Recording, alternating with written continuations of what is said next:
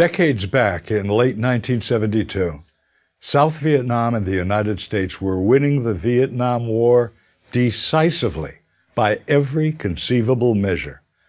That's not just my view. That was the view of our enemy, the North Vietnamese government officials.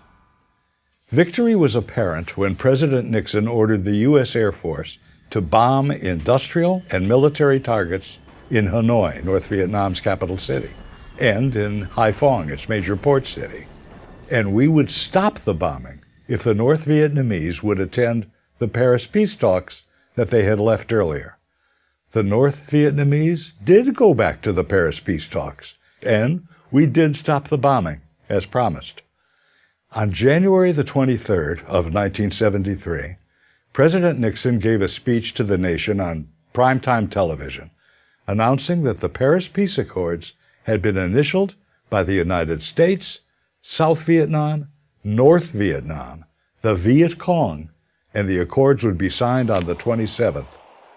What the United States and South Vietnam received in those accords was victory. At the White House, it was called VV Day, Victory in Vietnam Day. The U.S. backed up that victory with a simple pledge within the Paris Peace Accords, saying should the South require any military hardware to defend itself against any North Vietnam aggression, we would provide replacement aid to the South on a piece-by-piece, one-to-one replacement, meaning a bullet for a bullet, a helicopter for a helicopter. For all things lost, replacement. The advance of communist tyranny had been halted by those accords. Then it all came apart, and it happened this way.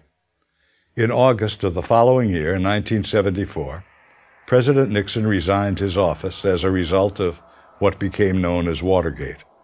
3 months after his resignation came the November congressional elections, and within them the Democrats won a landslide victory for the new Congress. And many of the members used their new majority to defund the military aid that the United States had promised, peace for peace, breaking the commitment that we made to the South Vietnamese in Paris to provide whatever military hardware the South Vietnamese needed in case of aggression from the North.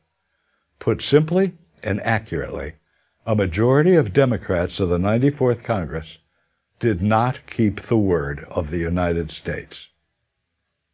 On April the 10th of 1975, President Gerald Ford appealed directly to those members of the Congress in an evening joint session televised to the nation.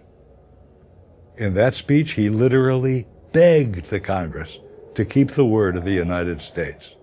But as President Ford delivered his speech, many of the members of the Congress walked out of the chamber. Many of them had an investment in America's failure in Vietnam. They had participated in demonstrations against the war for many years, and they wouldn't give the aid. On April the 30th, South Vietnam surrendered, and re-education camps were constructed, and the phenomenon of the boat people began. If the South Vietnamese had received the arms that the United States promised, would the result have been different? It already had been different.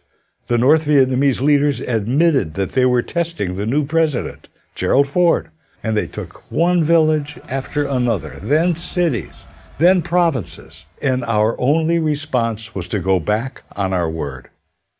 The U.S. did not resupply the South Vietnamese as we had promised. It was then that the North Vietnamese knew they were on the road to South Vietnam's capital city, Saigon, that would soon be renamed Ho Chi Minh City. Former Arkansas Senator William Fulbright, who had been the chairman of the Senate Foreign Relations Committee, made a public statement about the surrender of South Vietnam. He said this, "I am no more distressed than I would be about Arkansas losing a football game to Texas." The U.S. knew that North Vietnam would violate the accords, and so we planned for it. What we did not know was that our own Congress would violate the accords, and violate them, of all things, on behalf of the North Vietnamese. That's what happened. I'm Bruce Hershenson.